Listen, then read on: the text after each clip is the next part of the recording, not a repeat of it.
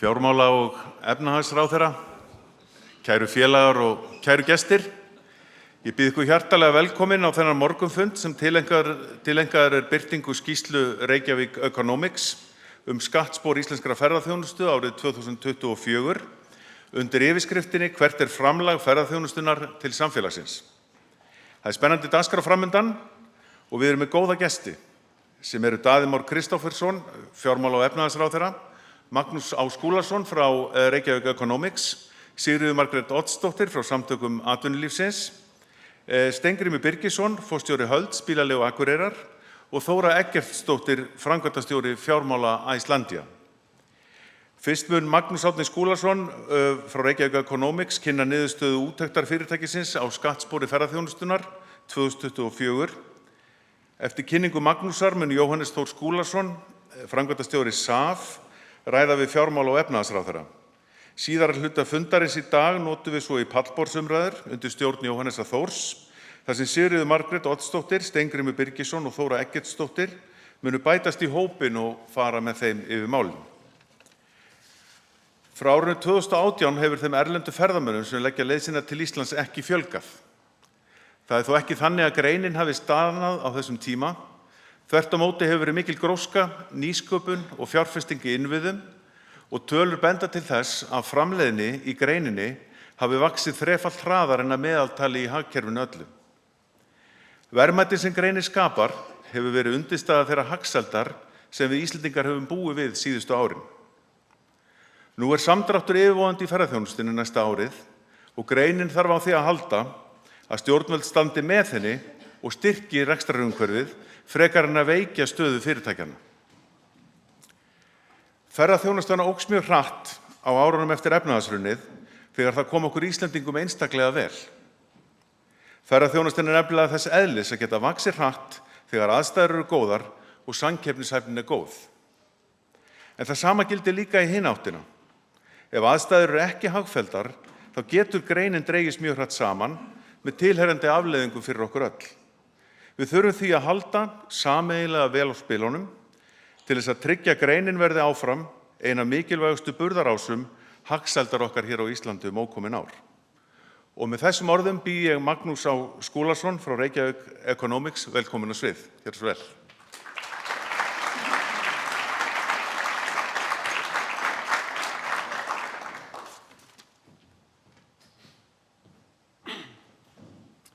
Góðan daginn, fjármála- og efnahagsráðherra, alþingismenn, aðrir góðu gestir. Það er ánægjulegt að sjá hversu margir eru komnir hérna í dag og þessi salur náttúrulega sýnir líka þróunina sem hefur átt sér stað í ferðaþjónustu frá því hún svona má segja var til í sinni nútíma mynd svona kringum 2015. En ég þreytist ekki að segja þá sögu að hann rétt eftir efnahagshrunið sá ég Bessastaðastrætinu svona stóran Toyota jeppa upphækkaðan með gulu skilti sem var tússað 300 euros glacier cash only. Og maður spyr sig, það er löng þróun síðan þá. En af hverju er titillinn skattleggjun fuglinn í fjörunni? Það er ekki að því að fuglinn í fjörunni heiti Már, heldur út öðru. Það er vegna þess að Aristófanes, sem skrifaði Lísutrötu líka, skrifaði leikrit sem var frumsýnt á Díónesarhátíðinni sem hefur með veitingageirinn að gera árið 414 fyrir Krist. Og þeir kumpánar sem þar komu við sögu, þeir ákvaðu að flýja Aþenu og fara í fuglaríkið að þeir voru óánægðir með skattheimtu. Að því við skattleggjum ekki fuglinn fljúgandi og við skattleggjum ekki færanlegar eignir. Það er þess vegna sem þetta ítalska orð immobiliare, sem þýðir fasteignir, er besta skattandlæðið. Þannig að það er ferðamenn geta farið annað. En nóg það. Ég var mjög hrifinn af atvinnustefnu stjórnvalda þegar hún kom út og þessi ríkisstjórn ætlaði með gera margt mjög áhugavert á sinni stefnumörkun eins og orkumál og annað. Og þetta er kannski hluti af þessari hugverkastefnu stjórnvalda en ég vildi vekja athygli á því að eins og margir vita hérna þá eru oft að tala grunnatvinnuvegi þjóðarinnar og það er orkuiðnaður, það er sjávarútvegur og það er ferðaþjónusta. Þessar atvinnugreinar eiga það sammerkt að í raun og veru að vera háð náttúrugæðum Íslands og hvernig auðlindum er ráðstafað og hvernig þeim best úthlutað. En í raun og veru það sem hefur spunnist út af þessum grunnatvinnuvegum er hugverkaiðnaður. Og svo má kannski segja að bókmenntaarfurinn sé líka hluti af því þegar við komum að leikjum og kvikmyndum. En ferðaþjónustan er líka þáttakandi í þessum hugverkaiðnaði, þess vegna þarf ekki ofta að leita langt yfir skammt. Og við sjáum bara öll þau nýsköpunarfyrirtæki sem eru hérna í kringum ferðaþjónustuna, þannig að oftar en ekki þegar verið að leita eftir hugverkum, að þá eru það grunnatvinnuveginir. Öll þekkið Marel sem var að hækka í Kauphöllinni í New York alveg í gærkvöldi upp á öllu valdi, sem er dæmi um hvernig íslensk tækni og hugvit getur tekið saman. En þarna eru mörg mjög áhugaverð fyrirtæki. Þau sem eru innanrings, þau eru svona, má segja, eru alveg í ferðaþjónustunni. Þeir sem eru utan eins og Parka sem þekkið eru kannski meiri aðgangsstýringu á ferðamannastöðum en sinna líka það sem að gerist annar staðar. Og það er líka Exit. Þekkið að bókun var seld fyrir nokkur mánuðum síðan. Gótó var seld til tæknifyrirtækis Visit Group fyrir á þessu ári. Vex2 og aðrir framtakssjóðir er að fjárfesta í Captio. Þannig að þetta er alvöru hugverkaiðnaður. Þannig að ég vildi bara koma því á hreinu og það er náttúrulega ykkur að þakka og í ferðaþjónustunni sem eru ofta að leita lausna vegna þess að við erum fámenna vinnuafli og þetta er eins og í sjávarútveginum áttum við þurft að leita lausna og neyðin kennir naktir konuna að spinna því við erum ekki með hendur til þess að vinna öll verk og kannski erum við bara leita því. En ég var fyrir ári síðan var ég svona í smá agóní og var að tala við félagið minn á skrifstofuna að það væri að koma svona kreppa eins og 1994. Það er hérna og hérna ég var að vinna upp í háskóla en okkur var ekkert kennt sænsku bankakreppuna á þeim tíma. En rekstrartekjurnar drógu saman árið 2024 miðað við 2023. Það er ekki góða fréttir en hver er ástæðan?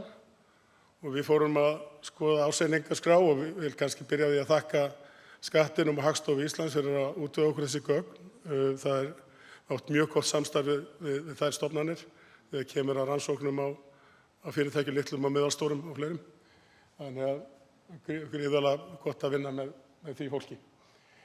Þannig að kannski má segja að jarðhræringar Reykjaness höfðu töluverð áhrif. Við fórum á skoðum reikning Bláa lónsins og það er bara eitt dæmi þar að raungildi lækkuðu tekjuna milli ára 5 milljarða. Það skýrir 1/6 hluta tekjuáfallsins sem var milli ára, sem eru 30 milljarðar. Afkoman versnaði líka. Það má náttúrulega kannski segja að það getur skýrst af mörgum þáttum.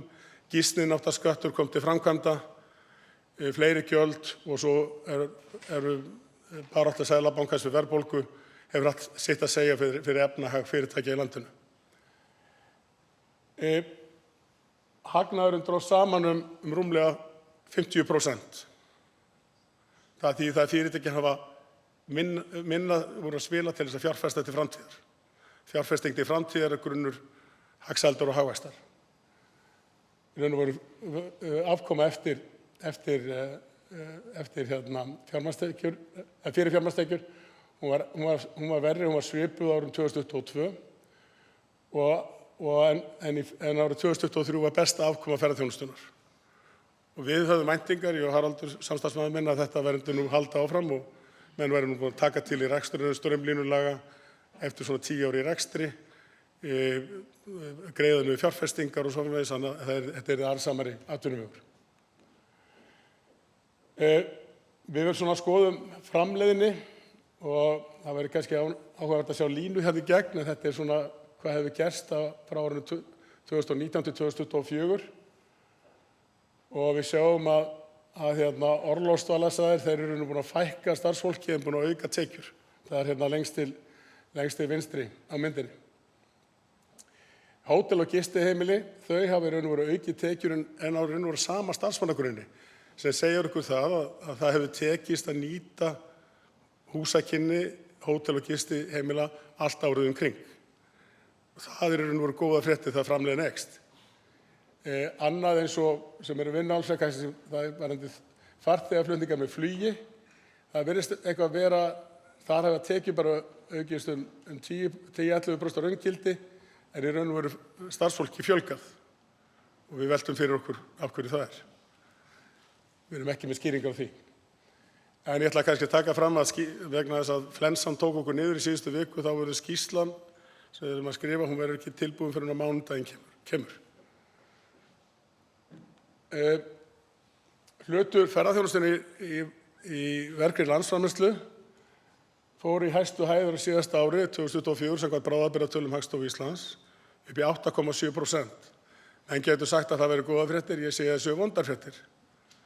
Vegna þess að það eru aðrar atvinnugreinar lögðu minna til landsframleiðslunnar heldur en ferðaþjónustan og hafa neikvæður hagvöxtur á síðasta ári.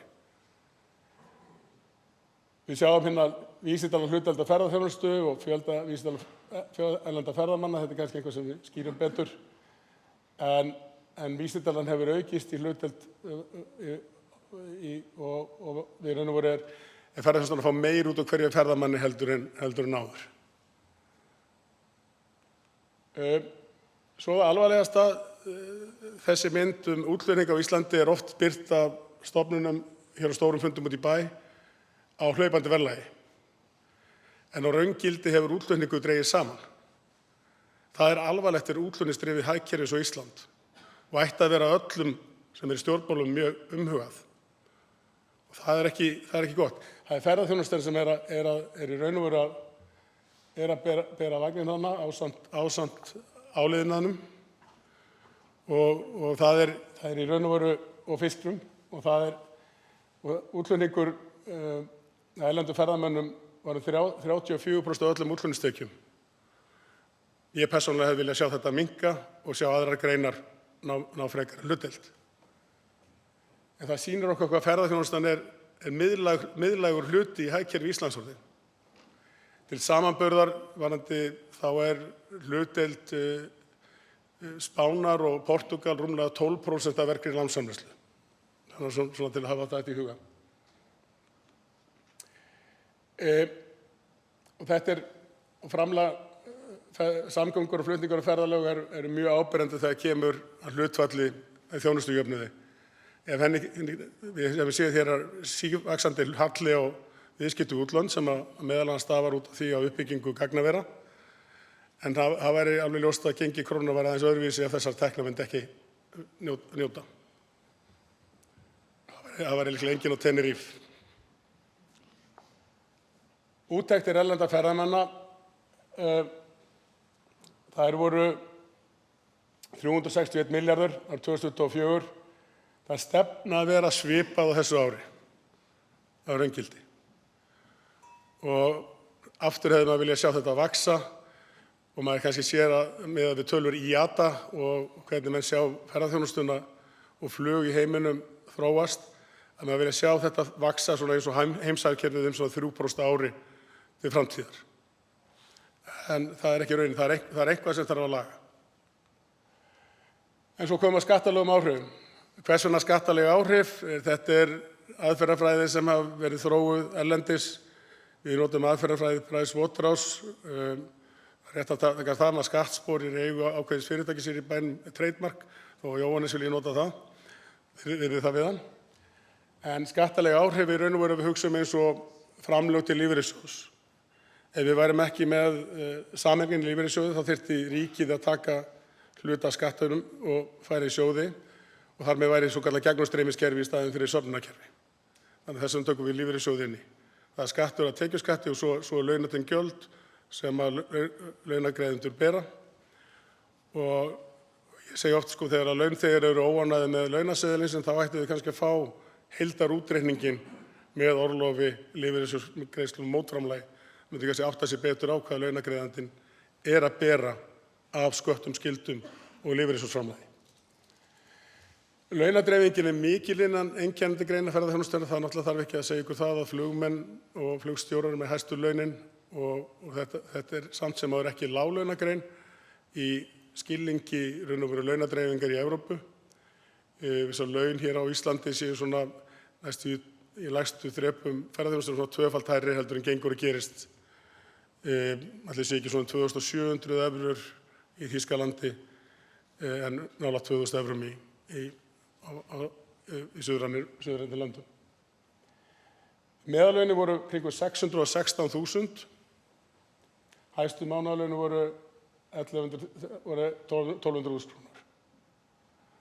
Það eru 32.000 manns sem unnu á ferðaþjónustunni. Jú, það er kannski neikvæð áhrif, mikill aðflutningur á fólki, hækkandi húsnæðisverð, meiri eftirspurn og svo framvegis, en samt sem áður mikilvægir þættir.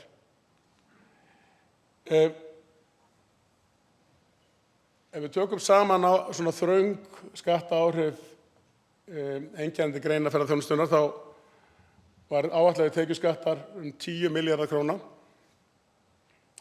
mótframlag af atvinnurekandi lífeyrissjóð 32 milljarðar, tryggingagjald af meðallaunum 16, tekjuskattur og útsvar launþega að meðallaunum 48 milljarðar, samtals 107 milljarðar króna.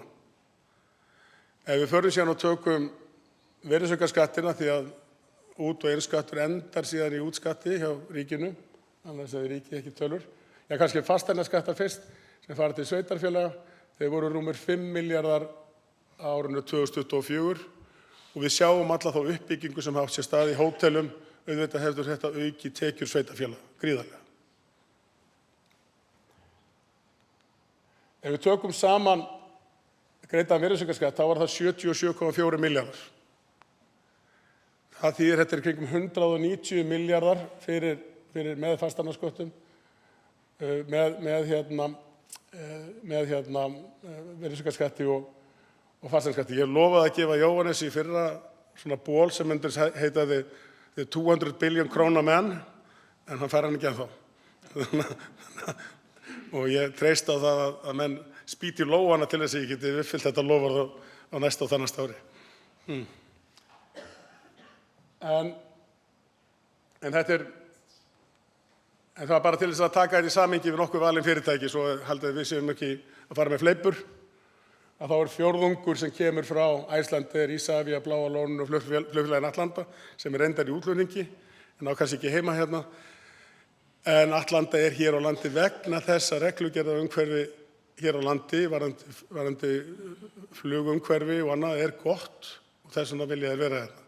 Þeir gætu verið annar staðar með sína starfsemi í raun og veru, en það er vegna þess að stjórnvöld hafa haldið vel utan flugstarfsemi og reglugerðarumhverfi það og boðleiðir hafa verið stuttar. Og ég held að það sé mikilvægt að hafa það í huga. Það er ekkert endilega víst að fuglinn fljúgandi vilji alltaf vera á Íslandi.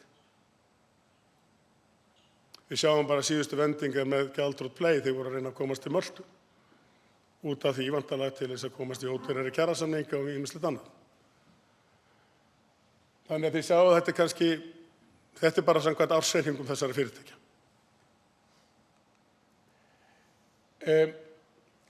Heildarskattalega áhrif helstu greina með útskatti. Hótel- og gistiheimilum 36 milljarða, farþegaflutningar flugu 32, bílaleigur 24 milljarðar. Þetta er svona svipað í raun og veru ef við tökum neyslumynstur ferðamanna. Það kemur í raun og veru ekki á óvart. Þetta rímar við það.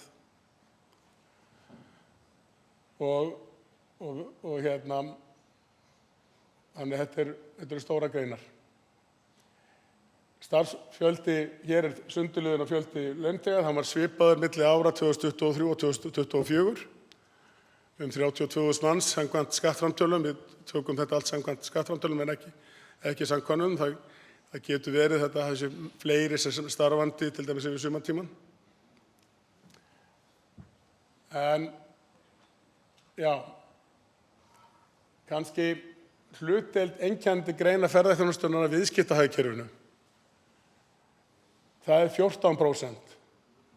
Það fór mest þarna upp í 16% kringum 2017. Þarna hefði maður vilja líka sjá aðrar atvinnugreinar í viðskiptahagkerfinu vaxa meira og þetta veri minni hlutdeild. Nú er ég ekki að tala um að árangur ferðaþjónustufyrirtækja er mjög góður, en við viljum hafa fjölbreytt og sterkt atvinnulíf. Stutt við þetta. Þessi mynd hér til hægri, hún sýnir með gráu línunni hagnað einkennandi greina ferðaþjónustunnar og hlutdeild hagnaðar viðskiptahagkerfisins sem hlutdeild af tekjum. Við sjáum að hagnaður viðskiptahagkerfis árið 2022 var kringum yfir 10%, eða svona rokkar í kringum 10% með mjög algengt hlutfall. Í fyrra var ferðaþjónustan að reyna svona næstuð búin að ná viðskiptahagkerfinu varðandi hlutdeild af hagnaði af tekjum, en féll niður núna 2024 og viðskiptahagkerfið enda líka. En við sjáum reyndar sem áhugavert 2008, þegar við sjáum afleiðingar hrunsins, að þá sveiflu eða niðursveiflan í ferðaþjónustu minni heldur en í viðskiptahagkerfinu og öfugt í COVID. Þannig að þetta ágætlega svona það sem við hagfræðingar kallum counter-cyclical. Þannig að ferðaþjónustan ágætt að því dæmi að koma áföll í einni grein, þá kippa hinnar við. Eins og jarðeldarnir á Reykjanesi, maður hefði vonast til að aðrar atvinnugreinar hefðu gripið inn í.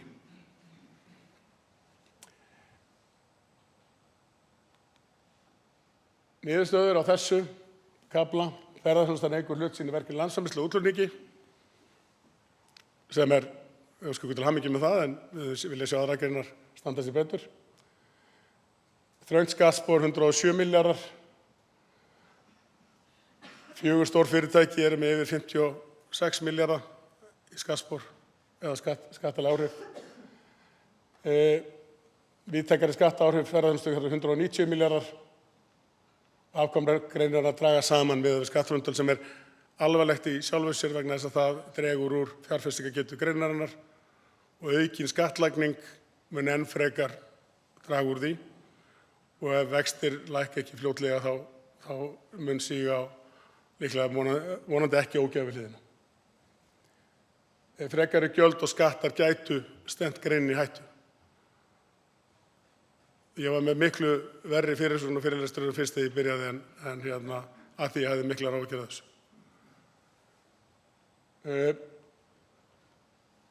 Nú kom að kílómetragjaldinu.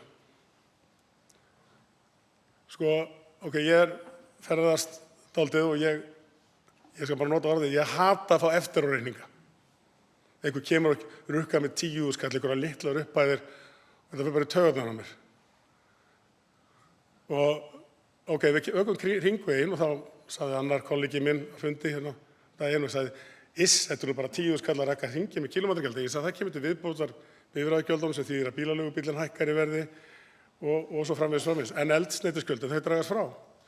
Já, en það eru 4 aðilar sem borga eldsneytisgjöldin og lögreglan býður fyrir utan hjá þeim með þau borgaðu ekki. Nú að fara að rukka hvern einasta og við skilst að maður sé bara í enn meiri vinnu fyrir þið opinbera að slá inn í gagnagrunna.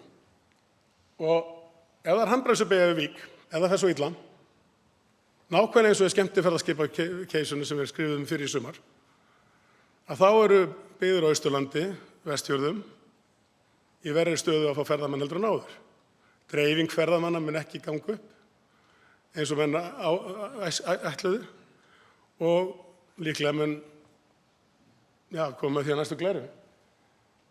En svo líka annað kannski, þá ég sé mjög fylgjandi orkuskiptum, þá erlendir ferðamenn ennþá mjög óvanir rafhleðslustöðvum og með samkvæmt samtöl við bílaleigum skilst mér að ferðamenn vilji frekar leigja sér bíla sem þeir þekkja hvernig virka. Vilja ekki vera að standa í því í hálftíma að átta sig á hvernig hleðslustöð virkar. Já, þess að ef þeir þekkja það ekki. Það sem kannski gerðist með sjálfsprottri byggðastefnu ferðaþjónustunnar, og ég tek það fram að stjórnvöld hafa áratugum saman reynt að koma byggð í landið með litlum árangri. Hent tugum milljarða í alls konar verkefni, good money eftir bad money, eins og maður sletta, en ferðaþjónustan gerir þetta bara svona sjálfbært. Fasteignaverð á landsbyggðinni hefur hækkað mjög mikið. Ef menn stoppa við Vík í Mýrdal eða í Búðardal, þá getur bara fasteignaverð á þeim svæðum lækkað í framtíðinni. Eignaverðmæti hótela verður þess að færri gestir koma líka. Kraðaekki og suðvesturhorninu verður ennþá meira. Pirringur höfuðborgarbúa verður ennþá meiri. Ég ekki að segja að þetta getur raungerst, en þetta getur vel verið að þetta getur raunin. Ég veit ekki hvað landsbyggðarþingmenn eru búin að fara í sína heimabyggðir nýlega. Ég er sérfræðingur á sunnan, borinn bara tættur í Reykjavík, en ég reynir stundum að fara út á land með veiðistöng til þess að tala við fólki út á landi. En Erum við að tefla sjálfsprottri byggðastefnu í hættu?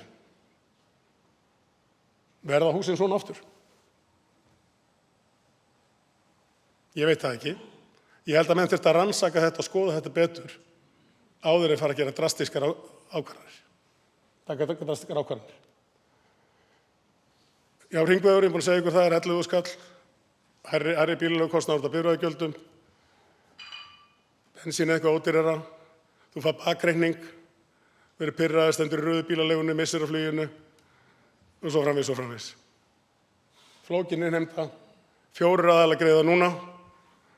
Menn geta bara verið handjárnum fyrir utan hjá þeim ef þeir greiða ekki, en núna þarf að eltast við hvern og einn mann og ég velti fyrir mig hvort að verið komið bifreiðaeftirliti ríkisins aftur og þessi menn verða að svindla á kílómetramælunum eins og í gamla daga. Í versta falli verður atvinnumissir og verðfall á fasteignum austan. Oft veltir lítil þungur hlassi. Þannig að ferðamenn eru vanir að borga vegtolla og ýmislegt annað sem er auðvelt að framkvæma og þeir borga þá á staðnum og átta sig á hvernig þeir eyða en ekki fá ekki bakreikning þegar þeir koma tilbaka í bæinn. Og mér skilst á samtölu við bílaleigur að þegar að bílaleigubílar voru leigðir með kílómetragjaldi þá voru sumar þjóðir sem bremsuðu leið og kom í 100 kílómetrana og bara stoppuðu þar og héldu síðan áfram daginn eftir. Og það er reynsla atvinnugreinarinnar og ég veit ekki hvort að þeir hafa vantanlega komið með sínu sjónarmiðum á framfæri. Samkvæmt Bílgreinasamtölunni átti 67% hækkun tekna af vörugjöldum, 90% hækkun af skattlagningu ökutækja og eldsneytis. Þetta hlýtur að hafa einhver áhrif. Ísland er dýrasta ferðamannalandi í heimi, í grimmri samkeppni við Noreg og Finnland á norðurslóðum. Ásamt háu raungengi krónunnar og svo framvegis. Eitthvað verður að gefa eftir. Gengisfelling eins og í gamla daga, kannski leysir það. Verðbólga þá í kjölfarið, ójafnvægi, víxlverkun launa og verðlags og svo framvegis. En þetta er ekki bara einu gjöldin. Kannski fór ég hratt fram á mér, kannski á Jóhannes skilið að fá 200 milljarða bólinn. Því að önnur gjöld og álögur á ferðaþjónustuna, svona 19 milljarðar 2024. Það gistináttagjald 2,7 milljarðar. Eldsneytisgjöld rúmir 7 milljarðar með fyrirvara. Umhverfisskattar og gjöld 4 milljarðar krónar plús. Hafnargjöld skemmtiferðaskipa 4 milljarðar og 4,4 2025. Bílastæðagjöld og önnur gjöld við þjóðgarða 1 milljarður, sértekjur, Þingvallaþjóðgarðar sem er enda búin að gera frábærlega vel í skipulagningu bílastæða og koma til móts við ferðamenn og auðvitað sú gjaldskylda er algjörlega nauðsynleg til þess að skapa frið það svæði. Og það var eitthvað rúmir 400 milljónir króna og sömuleiðis hjá Vatnajökulsþjóðgarði. Og talandi auðlindagjöld, þá borgar Silfra auðlindagjöld líka til Þingvallaþjóðgarða sem er gott líka að borga fyrir þær náttúruauðlindir sem menn eru að nýta sér. Þannig að þetta er meira. En ég svo sem ætla ekki að hafa þetta lengra og þakka ykkur fyrir góða áheyrn. Ég vona ég hafi ekki verið, ég ætla nú að reyna að peppa ykkur upp að ef vel gengur þá held ég að þið getið slegið í klárinn og ferðaþjónustan vaxið 3–4% á næsta ára. Takk fyrir.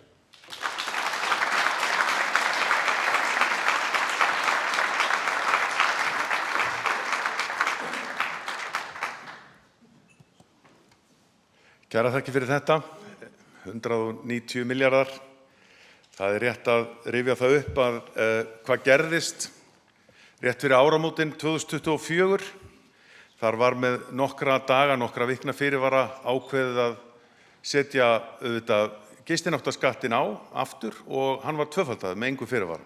Og þessir 2,7 milljarðar sem náðust í kassan fyrir gistináttaskatt árið 2024 lenti meira og minna á fyrirtækjunum. Hugmyndin að ferðamennirnir myndu greiða, það virkaði auðvitað ekki með þessum fyrirvara og þetta er auðvitað það sem við höfum verið að berjast við í ferðaþjónustunni í mjög langan tíma. Við getum ýmislegt en við vinnum langt fram í tíman og við þurfum alltaf aðlögun þegar að verða breytingar. Þetta var árið 2024 gott dæmi þar sem var ekki hlustað á okkur og ég geti nefnt nokkur fleiri dæmi. Þá er komið að fyrst samtali Jóhannes Þórs við efnahags- og viðskiptaráðherra Daða Má Síðan bætast í hópinn Sigríður Margrét frá Samtökum atvinnulífsins og svo félagar okkar og hér í pallborð. Þannig að efnahags- og fjármálaráðherra Daði Már, gjörðu svo vel, og Jóhannes Þór Skúlason, gjörðu svo vel.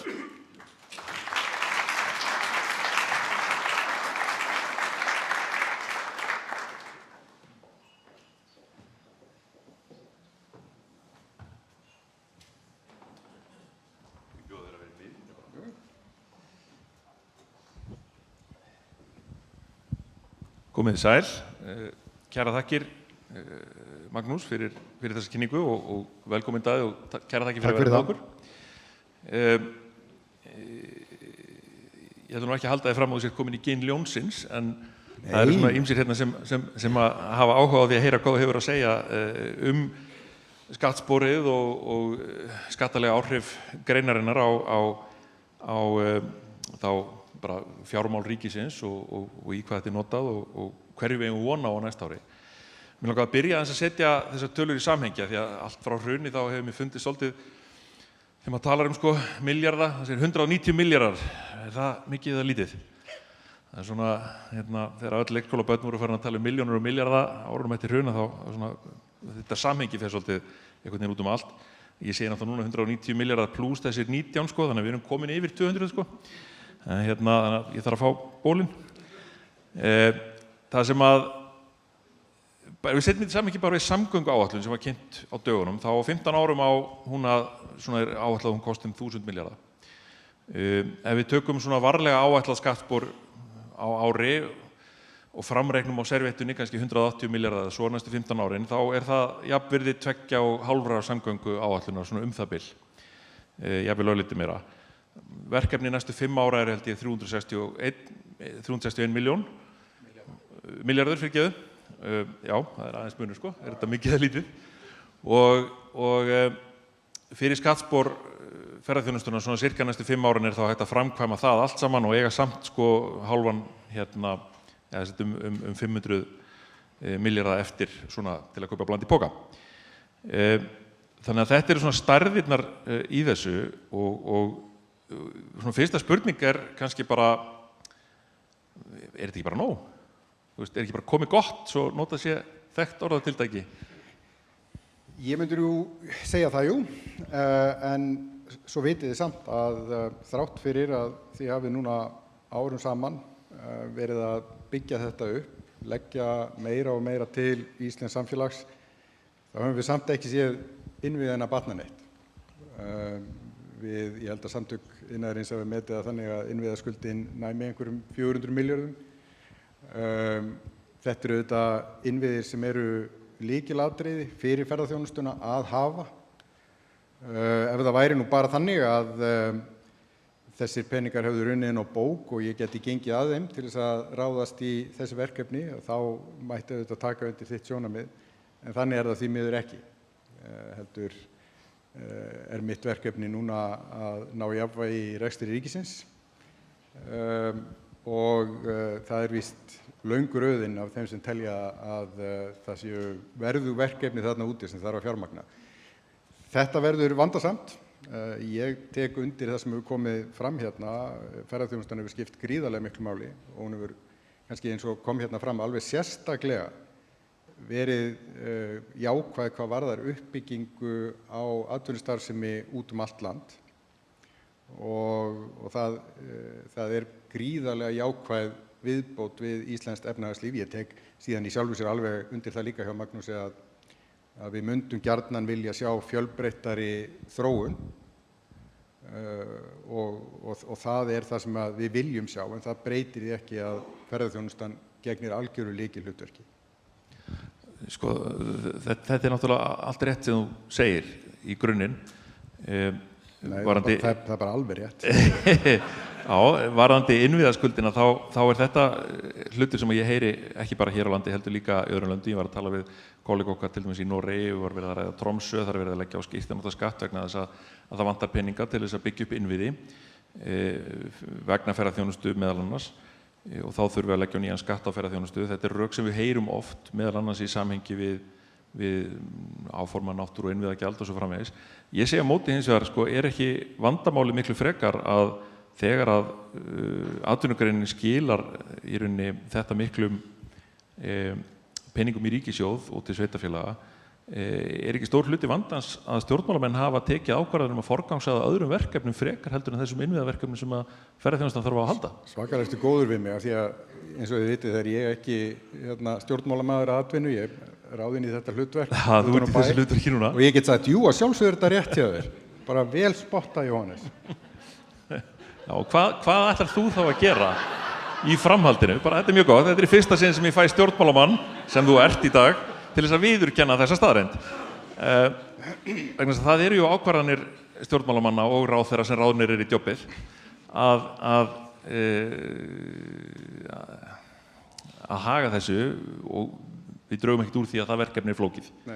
En horfandi inn í framtíðina, ef við leggjum nú til hliðar bara áformum nýja skatta eða hvað er í gangi núna í þinginu eða hvernig það er, þú veist, getum við átt vona því inn í framtíðina að horft sér til þessi meiri mæli að þeim skattekjum sem koma af greininni sé endur fjárfest þá í verkefni sem að greinin þarf á að halda og gagnast á öllu samfélaginu líka?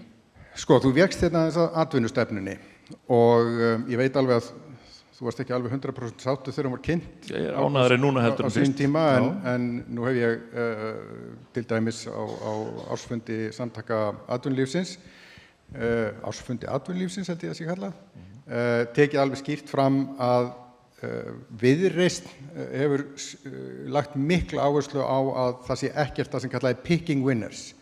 Vegna þess að nákvæmlega eins og Magnús kom inn á í sínu máli,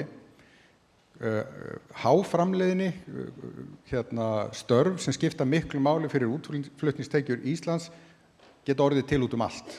Og ég hef enga trú á getu stjórnmálamanna til þess að vita hvað eru góðar hugmyndir eftir 10 ár. Magnús kinkar kolli, ég sé að við erum sammála þarna. Og þess vegna er áherslan bara á þetta hvernig getum við stutt við uppbyggingu þessara atvinnugreina.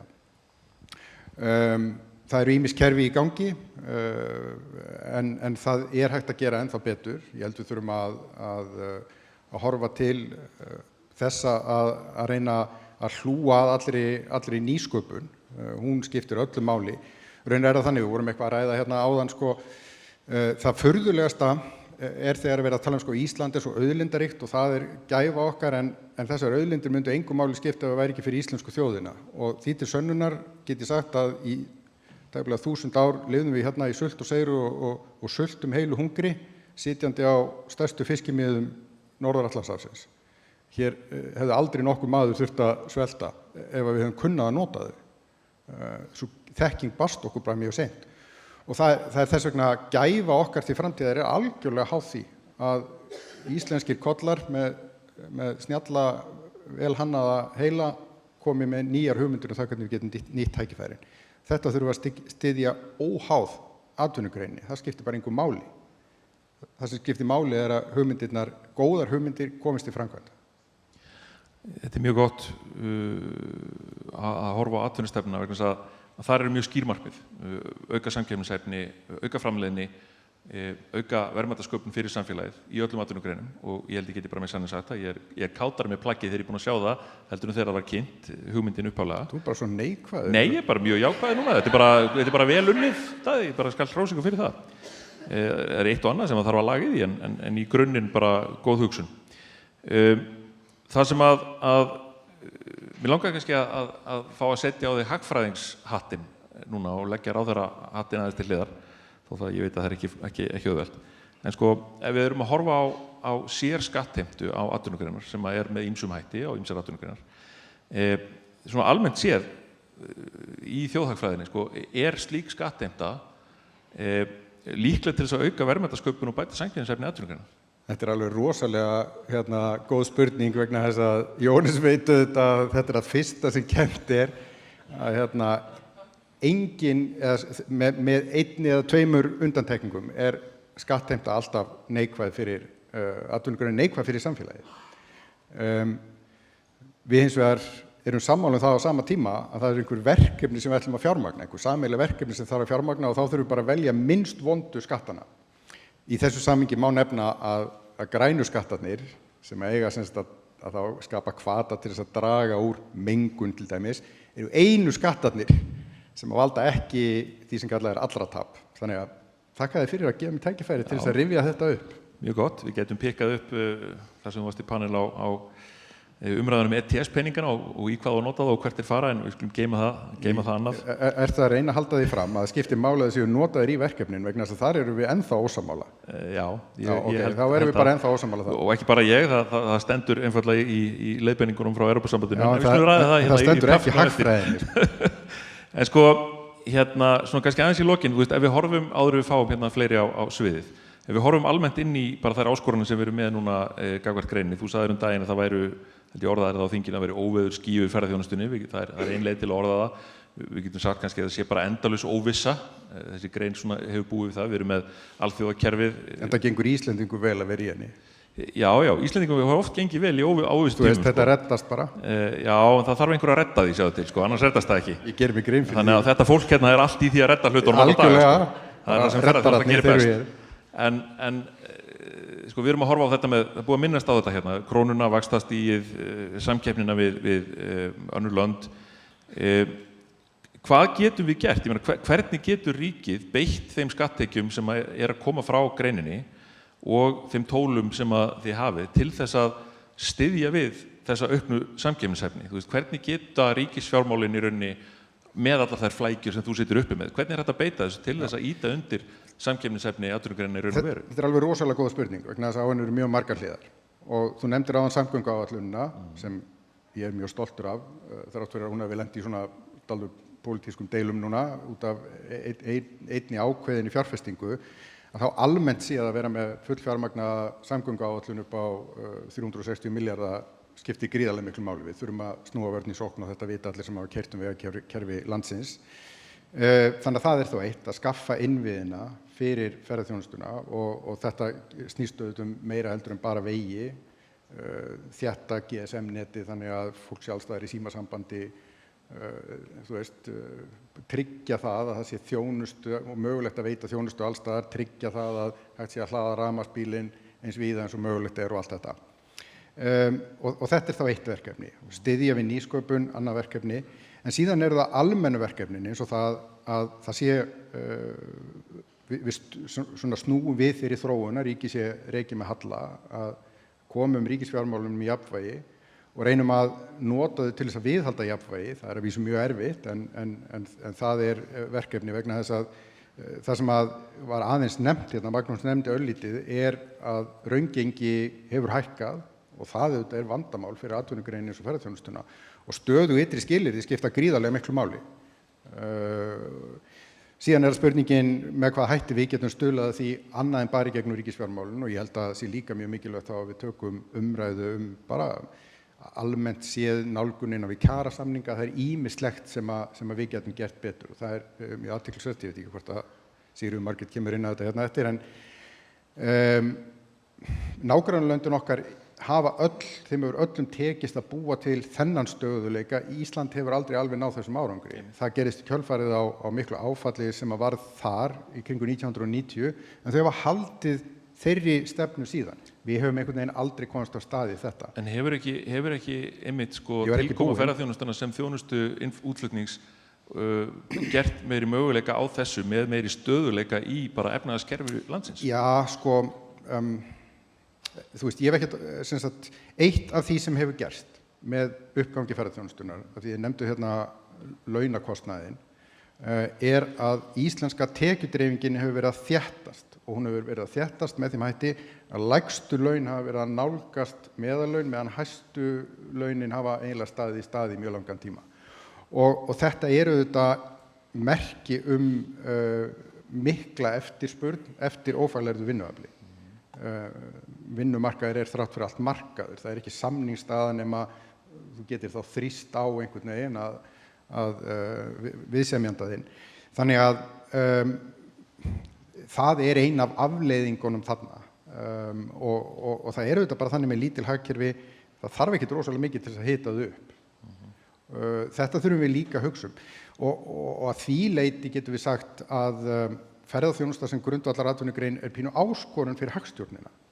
Vissulega, en ófærlegt vinnuafl, sko, ég vil bara benda á það að það ekki bara að koma inn í gegnum ferðaþjónustu og síðustu árum. Nei, ég bara segja að Ísland hefur ótrúlega getu til þess að skapa þess konar störf og hefur haft alla tíð. Það gleymist stundum, finnst mér í umræðinni ferðaþjónustuna bara á öllum vettvangi. Hversu mikil í rauninni tekjudreifing, þekkingadreifing og hæfni er að finna í greinni vegna þess hversu fjölbreytt hún er. Það bara svona að nefna það. Ég veit að þú veist þetta. Ætlar ekki að vera grimmari við mig? Ég var búin að búa mig undir það. Ég með fólk hérna sem að koma í það, sko. Já, ok. Það er kannski komið tími til þess að bjóða þeim á svið. Steingrímur, Sigríður Margrét og Þóra, bara gjörðu þessu vel.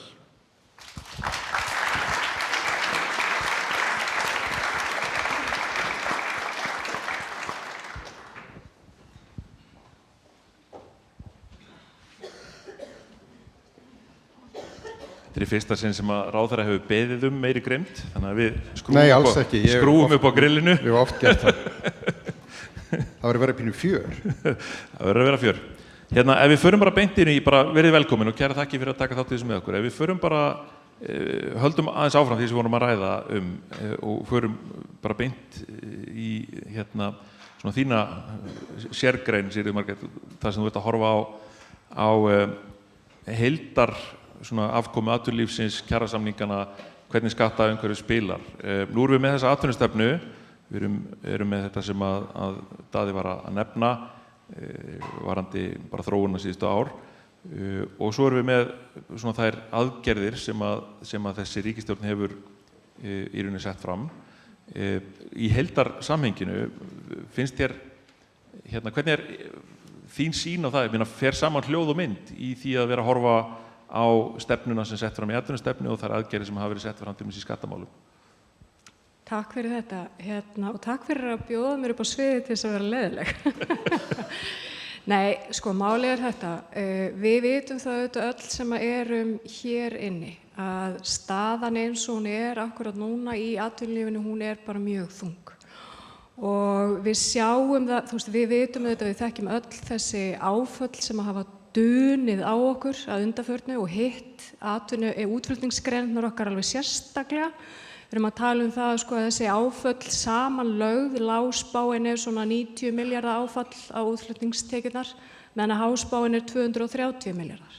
Þannig að það er ekkert skrítið þegar við erum núna að rannsaka á meðal, sko, forsvarsmanna fyrirtækja hvernig menn upplifa framtíðina og stöðuna, að hún sé bara mjög þung. Við erum að horfa fram á það að menn að segja að, sko, störfum muni fækka, fjárfesting muni minnka og svo sjáum við líka á tölunum að hagnaður að dragast saman. Þegar að staðan er akkurat eins og hún er svona, þá eru þetta bara ofboðslega mikilvægt að hafa þá stjórnvöld sem eru tilbúin til þess að koma og standa að baki atvinnugreinum eins og til dæmis nákvæmlega ferðaþjónustunni.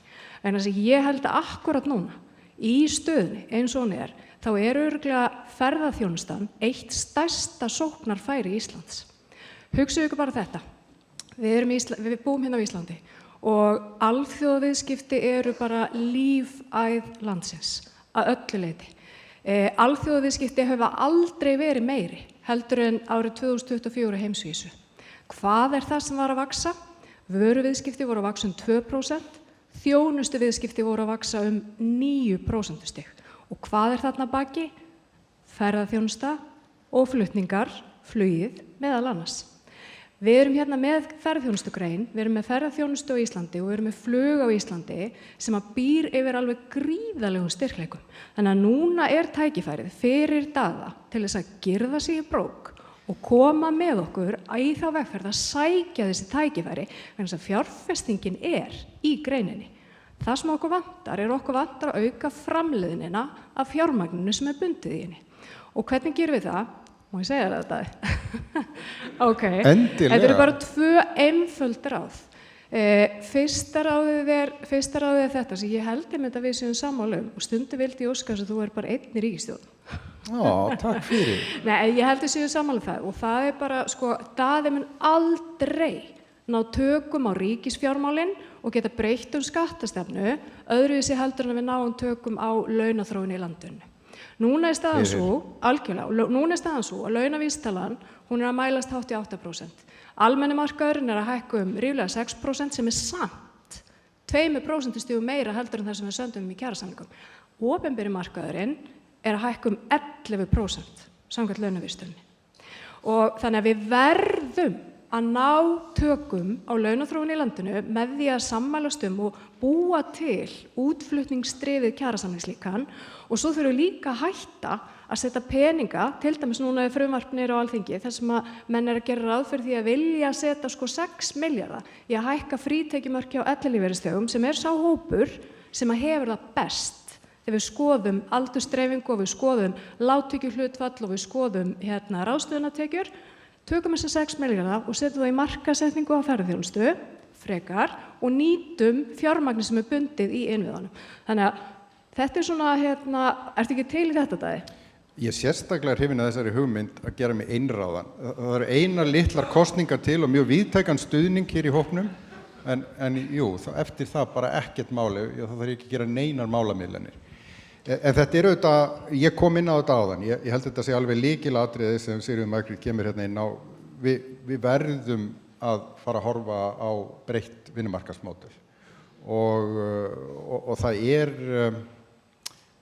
ég veit ekki, það er eitthvað agaleysi sem einkennir okkur sem þarf að breytast og ég held að núna þegar að hæra þess á, við sjáum atvinnuleysi aukast, við getum sagt vinnumarkaðurinn er ekki í aðstöðu til þess að kannski sækja mjög miklar launahækkanir, þá er tækifæri til að breyta takt og Jesús Kristur, þú var minn stuðning.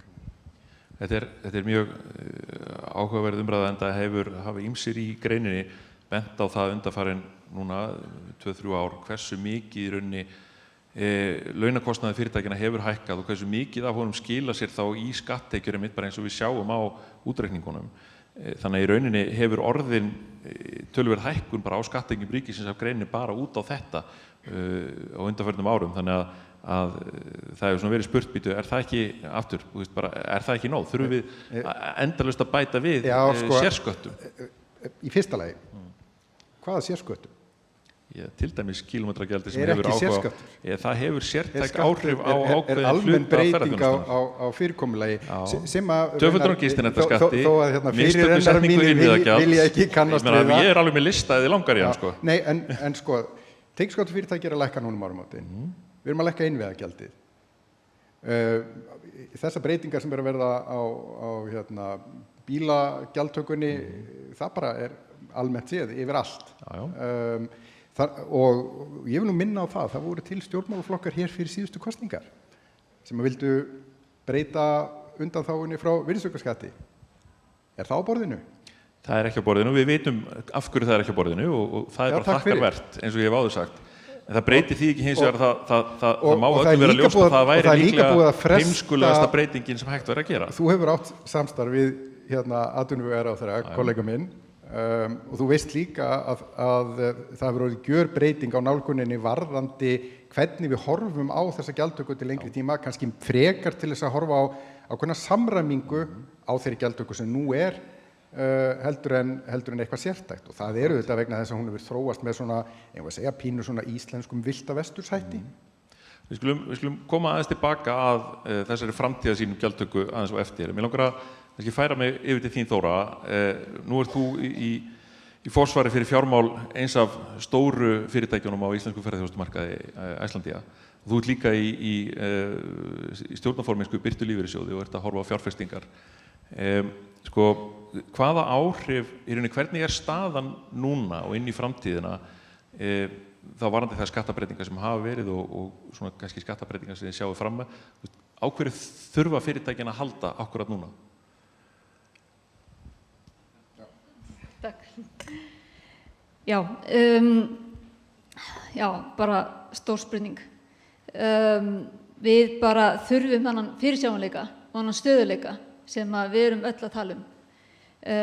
Sem fjárfestir finnum að það er aukinn áhugi á ferðaþjónustu og það er mikil áhugi á fjárfestum á greininni En þá þarf líka að vera fyrirsjáanleiki á að atvinnugreinin sé arðbær og sjálfbær til framtíðar. Þess vegna þurfum við að sameinast að vera með langtímasýn á þessa atvinnugrein sem svo gríðarlega mikilvæg og það bara mikið í húfi. Við sjáum það á þessari skýrslu að það bara mikli fjármunir í húfi og við þurfum bara að sameinast í að hlúa að atvinnugreininni og byggja hana upp heldur en að kæla hana. Þetta snýst að stækka kökuna heldur en að reyna að sjá hvernig við getum fengið meira út úr henni. Gerum það með því að stækka kökuna, búa til fleiri segla út á landi, hlúa að samgöngum og innviðum þannig að ferðamaðurinn eigi auðvelt með að ferðast út á land og líka bara markaðssetning á landinu. Bara við óttumst samkeppnisstöðu landsins og við verðum bara að fara að verja meiri fjármunum í markaðssetningu á landinu og þetta eru svona þessi helstu atriði og hafa margoft komið fram. Eins og staðan núna, og við pikum upp þetta með fyrirsjáanleikan, eins og staðan núna eru fyrirtækin, treysta þau stjórnvöldum til þess að gefa fyrirsjáanleika í rekstri sem nauðsynlegur er?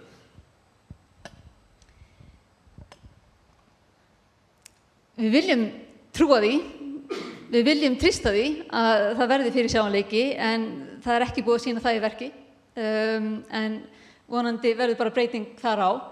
En varðandi fyrirsjáanleika, það talað að við þurfum þessa 12 til 18 mánuði sem vissulega, það alveg rétt, við vinnum með verðlista langt fram í tímann en sannleikurinn sá að við eigum bara mjög erfitt með að velta þessu út í verðlagi hjá okkur líka með þessum fyrirvara.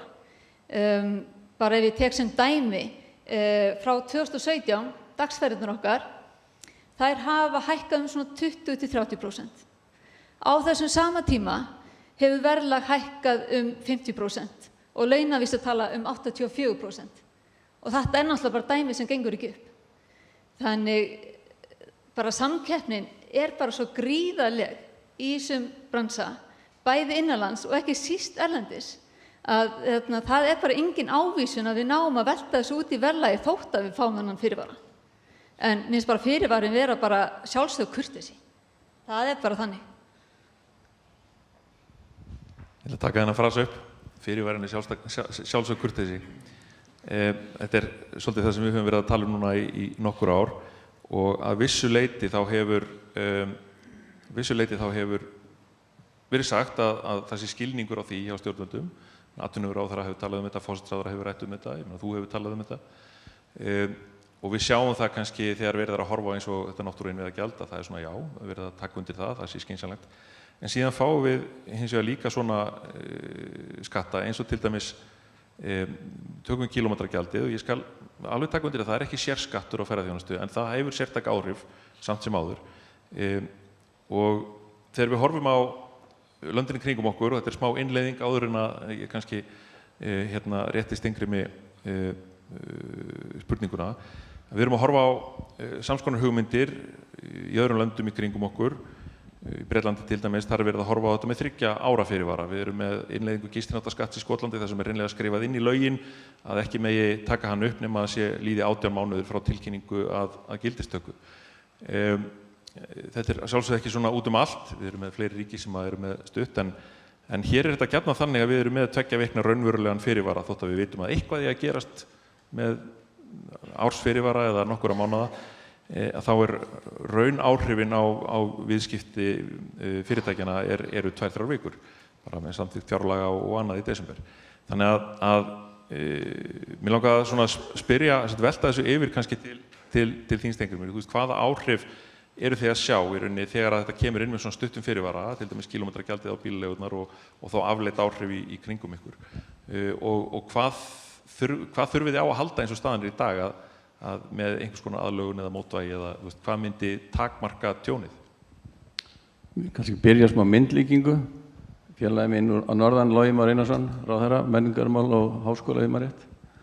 Hann var í hljómsveitinni Skriðjöklum og þar sungur Ég sé hestinn, þú sér hnakkinn.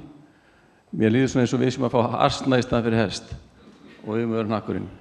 Þannig svolítið staðan, þannig okkar aðstæða að breytast. Kílómetragjaldi sem dæmi, það er búið að vera í umræðinu mikið rétt í heilt ár, en fyrirvarinn engu síður sá, hann engin vegna þess að einfaldlega við getum ekki selt ef og kannski til okkar farþega að viðskiptavinum erlendis frá. Það bara ósköp einfalt. En það ekki nóg með kílómetragjaldi, þetta svo margir að vera að ráðast okkur á 3 stöðum núna. Það annars verið að fara innheimta okkur, við má skila útskatti af rafbílum sem við innsköttuðum ekki á sínum tíma. Það verið að fella niður þar bráðabirgðaákvæði. Þar liggja á greinina alla rétt rúmir 2 milljarðar. Ef við seljum bílum næsta ári þá að falla aukalega okkur 2 milljarðar bara á bílalöggreinina. Kílómetragjaldið, nei, ég ætla að fara fyrst í vörugjöldin fyrirgefðu. Vörugjöldin eiga að hækka á alla 65%. Það þýðir 20% hækkun á meðalbílnum. Fyrir okkur í bílalöggreininni þá þýðir þetta cirka, til dæmis svo jeppar sem eru mjög algengur og vinsælir yfir sumarið, þeir eru að hækka þetta svona 1,5 til 2,5 milljónir hver einasti bíl.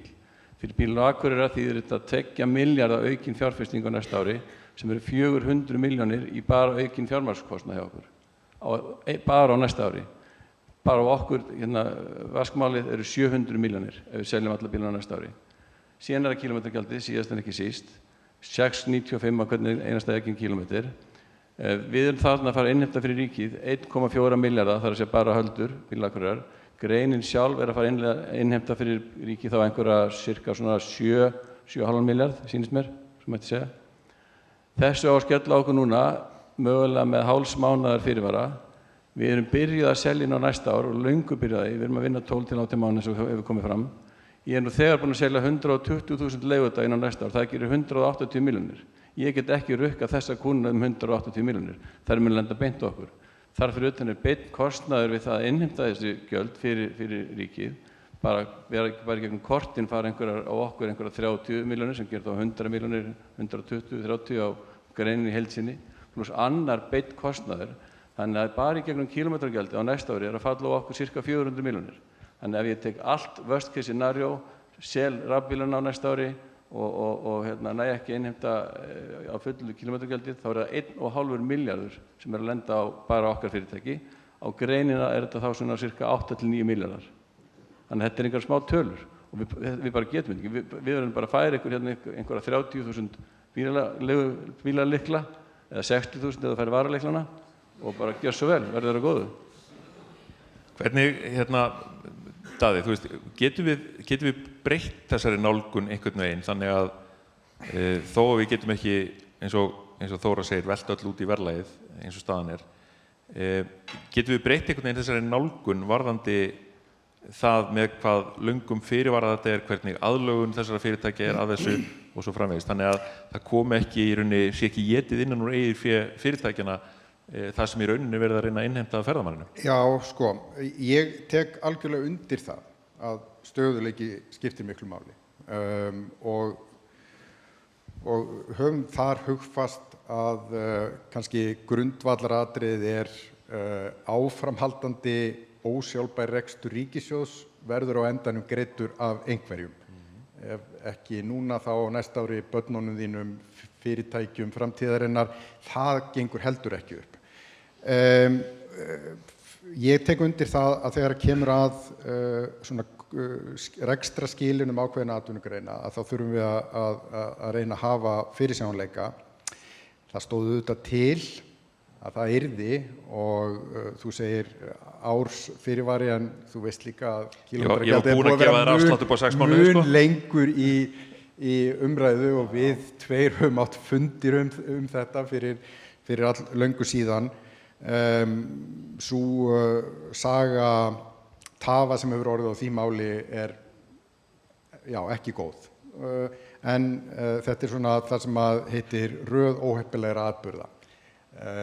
Ég náttúrulega verð bara að bera á því pólitísku ábyrgðina og segja afsakið og fyrirgefið en einhvern tíma verður að gera þetta. Vegna þess að röksemdirnar fyrir því, ef þið skoðið þróunin á þessum tekjustofni sem á að standa undir fjárfestingu okkar í innviðum og þá hefur hann dregist mjög mikið saman. Ég ætla alls ekkert að kvarta yfir því að hér voru settir mjög sterkir hvatar til þess að kaupa vistvænni bifreiðar. Tækniþróunin fór síðan bara fram úr okkur og það var þá raunverulega þannig, það var held ég aldrei ætlunin að þetta færi svona og ég fæ þann súra kaleika að vinda ofan að þessu og ég get voða lítið annað sagt en ég vildi að hefði verið hægt að gera þetta öðruvísi en ég þarf að ná mörgum markmiðum á sama tíma einhvern tímann verður að gera þetta og þetta ekki og ég vil undirstrika það aftur einhvers konar sérgjaldtaka á ferðaþjónustunni heldur þetta almenn breyting á innheimtu gjalda vegna bifreiða og aksturs. Ég held að allir gerir sér grein fyrir því. Það sem að mér langar hins vegar kannski að spyrja þig framhald af þessu að því að eins og þú segir og ég held að það sé bara þannig að bæði þið í ráðherraríkisstjórnarinnar og líka fólk sem handlar þetta á Alþingi, efnahags- og viðskiptanefnd og fleiru gerir sér grein fyrir því hvaða áhrif, þótt þetta sé ekki sérskattur á ferðaþjónustu, hvaða sértæku áhrif þetta hefur eins og Steingrímur var að nefna.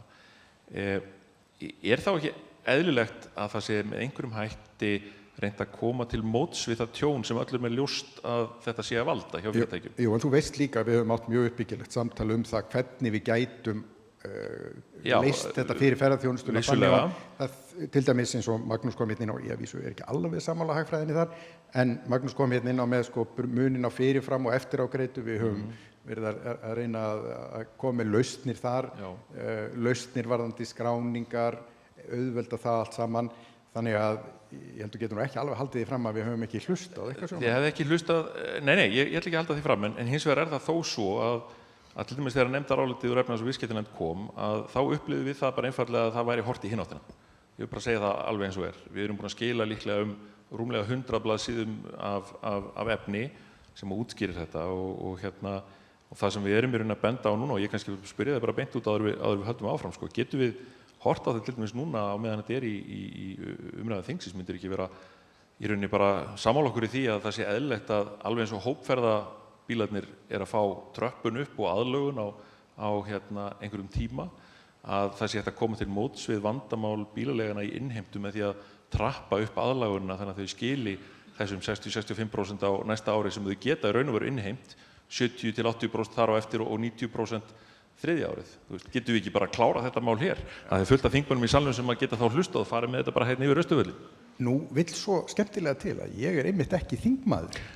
Nei, þannig að núna þetta hjá stofnun sem raunverulega hefur þetta vald og Þeir eru rosalega kátir að heyra að fjármála efnahagsráðherra væri bara, já, ég bara til í það. Þið vitið, löggjafinn fer með löggjafarvald. Já, það er alveg rétt. Þú getur haft skoðun á málunum samt sem áður. En þetta er allavega það sem við erum í rauninni að horfa á í þessu máli kannski og kannski beina til kannski Steingrímur fyrst og Sigríður Margrét svo. Já, bara örstuð, þetta kílómetragjald að hluta til afturvirkur skattur, eins og ég var að benda á það. Við erum þegar búin að selja inn á næsta ár og þar eru þá lenda okkur í sagðan 180 milljónir bara á okkar fyrirtæki og greinin einhver milljarður þá sem landaði 1,5. Þannig að þetta er afturvirkur skattur, það getur ekki talist eðlilegt. Það getur heldur ekki talist eðlilegt að gefa okkur 2 vikna fyrirvara á því að fara að innleiða þetta kerfi, kynna það hjá erlendum samstarfsaðilum okkar og láta þá fara að selja og innheimta erlendis. Það getur ekki talist eðlilegur fyrirvari. Þetta er algjör út úr kú og er ekki boðlegt nokkur manni, finnst mér. Þannig að einhver eðlilegur tröppugangur upp, eins og ég veit að tillögur Safa hljóma upp á, það er eitthvað sem allavega myndi lina þjáningar okkar, en þess að annars óttast ég að bara greinin hún mun hrynja. Og annað sem hefur ekki komið fram, sem ég miklar áhyggjur af, og það er fyrir heildartekjur okkar og ríkissjóðs. Kílómetragjaldið er að vetri til að hækka lægsta bíl 30%.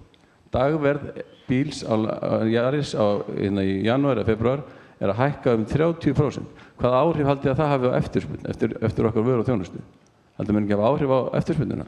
Það skal enginn segja mér annað. Yfir sumarið þá er þetta kannski á dýrustu bíluna svona 4-5%, Yarisinn svona 10-15%. Þetta pluss vörugjöldin, þetta er að snar hækka verða okkar vöruþjónustu sem þegar er hátt. Ísland er dýrt eins og við vitum.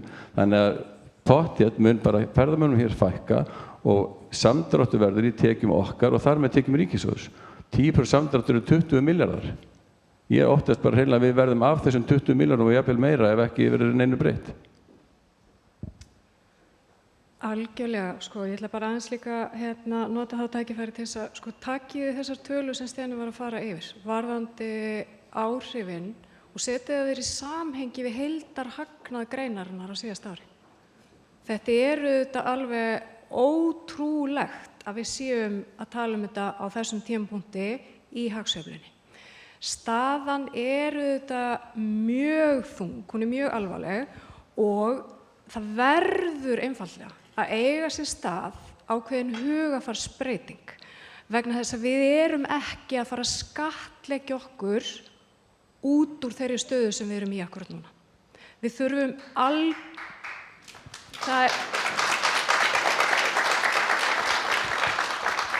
og ég veit að Daði segir það mjög oft að hann sé ekki í pólitík og það kannski þessna sem við erum stundum ánægð með hann en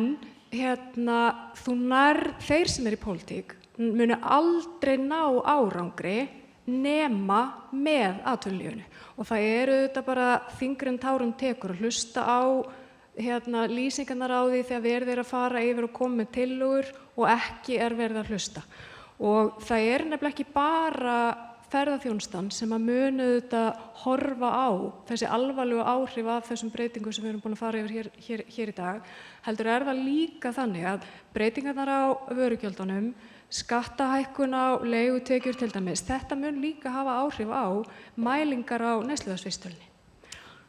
Það þannig, jú, og ég veit að við erum ósammála og ég skal sitja... Við erum ekkert ósammála þetta hefur áhrif á mælingar á vísitölu, en við erum ósammála hvort að þetta áhrifin ekki til hækkunar verðbólgu. En mælingin, þetta mun samt skila sér, þetta tæknilega mun skila sér inn í mælinguna, það bara þannig. En ef ég má bara aðeins, ég sammála því sem hér hefur komið fram að við skattleggjum okkur ekki út úr þessu. Og það einmitt þess vegna sem að sértæku skattarnir á atvinnugreinina, innviðagjaldið, að lækka frá því sem það var. Nákvæmlega því að það skilningur á þessu. Og sama í sjálfu sér við almennan tekjuskatt fyrirtækja sem lækka núna áramótin. Ég tek undir þetta, en kílómetragjaldið ekki skattahækkun, það breyting á fyrirkomulagi. Verkfæri djöfulsins! Verkfæri djöfulsins! Ég veit það. Start í lappir hann! Nei, við höfum áttum þetta ítrykkuð samtöl, þú mætir á alla fundi sem ég á, sem frábært, mér svo gaman að tala við. Verkfæri djöfulsins! En nettó áhrifin, þið vitið, þetta stillt þannig að það var hugmyndin. Vörugjaldahækkunin, jú, ekki frábært. En eins og ég segi, þetta var, búið að vera viðkvæði mjög margra stjórnvalda. Við ætlum að ná þessum tekjum af samgöngum upp í það að geta viðhaldi vegakerfinu til lengri tíma að vinna á innviðaskuldinni. En fyrir ekki, ef þetta ef nettóáhrifin engin, hvers vegna það verið að fara í þetta þegar við erum að vara við þessum og vara við áhrifunum? Til þess að stöðva samdráttinn á þessum tekjustofni, af því að ef við leifum honum bara minka. Og við erum alveg sammála það, ef þið viljið koma með hugmyndir, þá það annarkvort verða þá að vera einhverja niðurskurðar hugmyndir einhvers staðar annar staðar, vegna þess að ef þessi tekjustofni rýrnar, þá verður það að skera bara niður einhver verkefni hins opinbera. Ég held að Sigga gaf með lista af svoleiðis. Já, enda tölum við mjög reglulega saman og taktu nú undir það. Ég hef beinlínis leitað til þín með það. Mér langar aðeins að kippa þessu. Þetta góð umræða með þetta. Ég held að þessi sjónarmið séu komið skýr fram og það skiptir úr þessu, þá held ég það skipti gríðarlega miklu máli að það sem einhverju móti einhverju svona aðlögun og tröppagangi og nú tala ég líka við þingmenn hér í salnum komið til móts við bílleigurnar vegna þess að þetta ekki bara áhrifin þar eins og við höfum komið á framfæri. Þetta náttúrulega eru áhrif sem hríslast síðan niður í alla keðjuna. En mér langar að færa okkur aðeins yfir í að því nú fer svona tímina að verða knappur. Færa okkur aðeins yfir í þá skattlagningu og stöðuna inn í framtíðina. Ég meina nú erum við með þetta sem við höfum rætt svolítið sem á borðinu núna. Vörugjaldaukningu og kílómetragjald. Það vissulega búið að lækka innviðagjaldið eða stendur til og bara frábært. En ég minni á að það þurfti það til að allir þingmenn í rauninni búin að vera að tala það hversu mikil mistök hafi verið gerð. Og þá vil ég bara minna á það að áður en mistökin voru gerð að þá voru SAF og fleiri búin að tala sig hása inn í held ég öllum ráðuneytum sem að málinu koma og lýsa því nákvæmlega hvað myndi gerast. Mér finnst rosalega leiðinlegt að vera í þessu I told you so hlutverki. vegna þess að ég held að það sé ekki gott fyrir neitt og þess vegna erum við að tala um þetta núna. Við höfum bent á líka að núna, ef við horfum inn í framtíðina þá, getum við ekki reynt að koma í veg fyrir svona mistök með þá, og nú skulum við reyna að vera pósitív, betra samtali okkar á milli, þar sem að menn heyri ekki bara það sem sagt heldur en að sé virk hlustun í gangi og sem við höfum gott dæmi þarna í innviðagjaldinu. Og þá horfum við til dæmis til náttúru og innviðagjaldsins sem verið að horfa á að setja á næsta ári. Er ekki bara svolítið búið að klára innistæðuna fyrir því með skattahækkunum sem eru að hafa áhrif á greinina beinlínis núna fyrir, ekki bara skynsamlegast að geyma þetta í samhengi samkeppnisáskorana og svo framvegis, kannski fyrst staði og svo langar mig að heyra aðeins hvað þér Þóra líka varandi þetta. Þú veist að það hefur verið hlustað á það svona mig líka og þú veist að þeim plönum hefur öll Skatturinn verið samt liðrað ennþá, til. hann enn áformaður. Og nú ég auðvitað að tala hér verkefni kollega míns innviðaráðherra, atvinnuvegaráðherra, en ég held að þú verður nú að taka undir að það hefur verið hlustað á það sjónarmið og tímalínan hefur öll verið færið til og Hanna Kata hefur allavega talað þannig að við séum kannski fyrst og fremst að horfa á að ná svona einhverjum tökum á villta vesturs gjaldinnheimtunni sem er svona orðin svolítið útbreidd. Við erum bara alveg til í það sko. Menn heyra töluvert mikið af, þannig að ég held að til að gæta allra sanngirni að þá nú raunverulega verið af því. Já, ég held að við höfum átt í ágætu samtali við atvinnuvegaráðherra og ég bara tek undir það og tímalínan hefur verið farið en þetta er ennþá samt á stefnuskráni og kemur þó ofan í. Ég meina, ef við færum þetta aðeins yfir til þín Þóra, þú veist, nú eru þið með fyrirtæki sem er að vinna á ýmsum vígstöðum í ferðaþjónustunni, nokkuð breiða starfsemi. Er eitthvað rými fyrir svona skattheimtu akkúrat núna í þeim áskorunum sem eru til staðar? Svarið er einfalt, nei, það er ekki rými. Sem betur fer erum við með mjög breiðan rekstur og búum vel að því, en við erum eins og mörgunum fyrirtæki nýbúin að ljúka við svona rekstraráætlun að gera fyrir næsta ár og þú veist, við erum alveg að reyna að vera bjartsýn og það er alveg bjartsýnis keimur af henni, en þetta er bara blóð, sviti og tár eins og þetta er búið að vera líka núna í ár. Árið hefur alveg gengið ágætlega og við erum bjartsýn fyrir næsta ár og bókanir eru ágætar og við bara höldum í okkur andanum að þær haldi, en þetta hefur bara kallað á gríðarlegar hagræðingar aðgerðir hjá okkur. Það er bara stöðugt aðhald og við bara gerum kröfu til ríkisins að gera bara nákvæmlega slíkt því sama og þetta er bara sem við erum að horfa inn í næsta ár.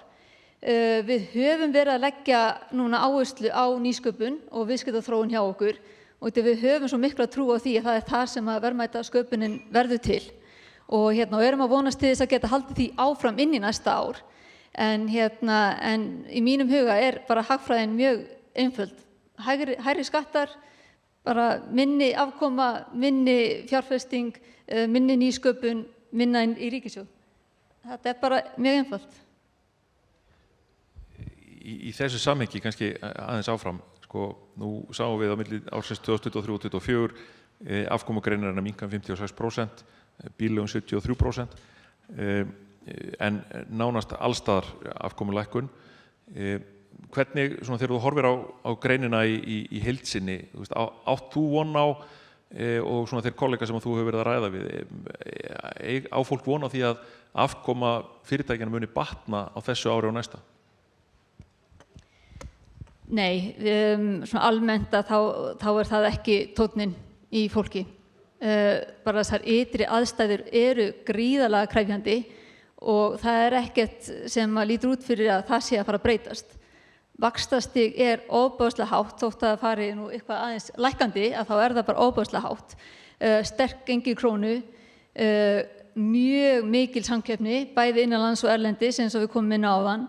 Allar þessar ytri aðstæður eru ekkert að fara neitt og við erum bara ennþá með það í fanginu og ef samkeppnisstaða landsins er eitthvað að fara að gefa eftir þá er það bara jafna sem er að fara að vera neikvæð. Svona áður við hættum í lokin þá langar mig kannski að spyrja því Daði, sko, inn inn á, nú hefur verið talað töluvert það í samhengi við nýja skattlagningu eins og náttúruauðlegðargjald og fleira að þá verði peningum beint í þessi verkefni sem við höfum verið að ræða eins og bara uppbyggingu innviða á áfangastöðum, markaðssetningu fyrir ferðaþjónustuna, rannsóknir og þróun. Staðan er þannig að við erum með, ég var svona reiknað út í fljótheitum, svona sirka bát að málefnasvið ferðaþjónustunnar með það bil sem samsvarar 1,3% af skattsporinu. Sjávarútveginum þetta 7%, þar vísu náttúrulega Hafrannsóknastofnun inni, ég ekki beðið 5 milljarða í rannsóknir sko, en það sama. Þó að við myndum hækka þetta milljarð í ferðaþjónustunni, þá næri það ekki 2%. Sko, er ekki eðlilegt að endur fjárfesta almennt stærri hluta af þeim skattekjum sem koma inn í atvinnugreinina, bara rétt eins og fyrirtæki endur fjárfesta hluta af tekjum sínum í ýmsum svona verkefnum? Jú, við erum nú sanngjörn, það gera ríki líka, auðvitað það að reka menntakerfi að fjárfesta í mannauði og þú veist. Vissulega. En þannig að ég held að við þurfum aðeins en sko, mér finnst bara svo fyndið, fyrst tölum við það megi alls ekki hækka neina skatta en svo koma líka útgjaldatillögur og þetta svona eiginlega það sem ég á að gera ég á að lækka skatta, auka útgjöld og draga úr hallanum. Og ef einhver getur komið hérna eftir og útskipt fyrir mér hvernig maður gerir þetta, þá væri ég mjög þakklátur, ekki liggja á liði ykkar. Sko, jú, þetta þurfum við að skoða. Að hve miklu leyti, já, til dæmis eins og almenn kynning á Íslandi skynsamleg fjárfesting. Sértækar þarfir ferðaþjónustunnar sem fyrir starfsfólk að einhverju ákveðinni gerð, innviðafjárfestingin,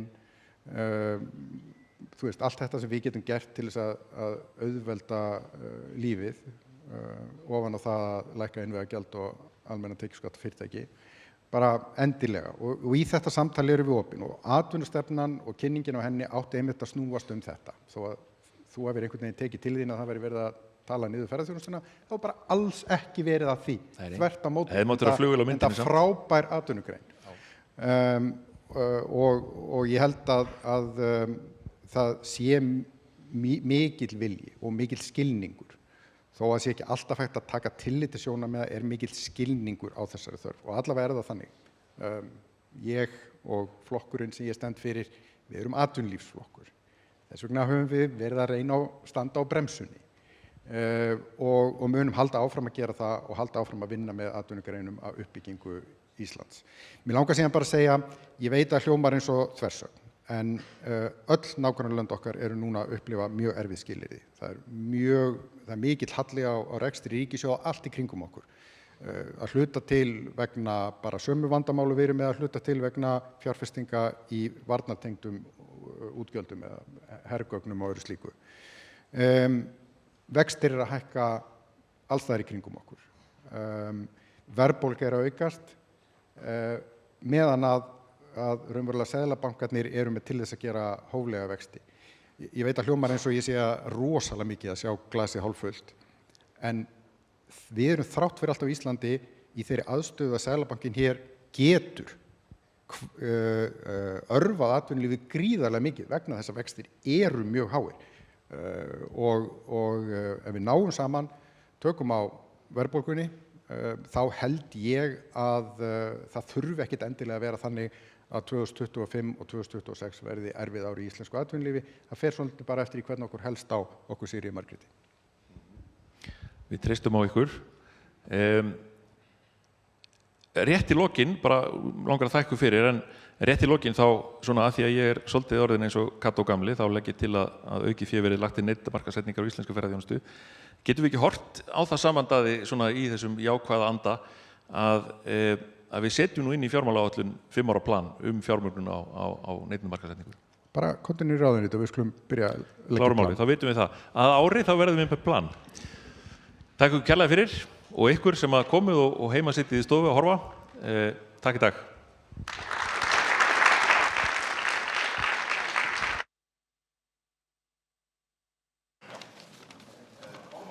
Það loka málinu. Já, kæra þakkir. Það ljóst að íslensk ferðaþjónusta heldur uppi mikilvægum kerfum og innviðum í okkar samfélagi. Stjórnvöld eru með sinni skattapólitík þessa dagana, eins og kom fram, að leika sér með eldinn sem við annars iljum okkur við. Ferðaþjónustan þarf á því að halda nú sem aldrei fyrr að við stöndum vörðum og tryggjum samkeppnishæfni hennar. Enda hún meginforsenda sjálfbærrar framtíðargreinarinnar og áframhaldandi tekjustreymis í opinbera sjóði. Mig langar að þakka ykkur öllum sem lögðu hönd á plóginn við skipulagningu þessa atburðar. Þakka efnahags- og viðskiptaráðherra Daða Má Kristóferssyni, Magnúsi Árna frá Reykjavík Economics, Siggu Möggu frá Samtökum atvinnulífsins og félögum okkar Steingrími Birgissyni og Þóru Eggertsdóttur sem tóku þátt í pallborðinu kærlega fyrir ykkar framlag í dag. Og síðast en ekki síst vil ég þakka Jóhannesi Þór og starfsfólki SAF fyrir að gera þennan viðburð að veruleika. Kæra þakki fyrir komuna, njótið dagsins.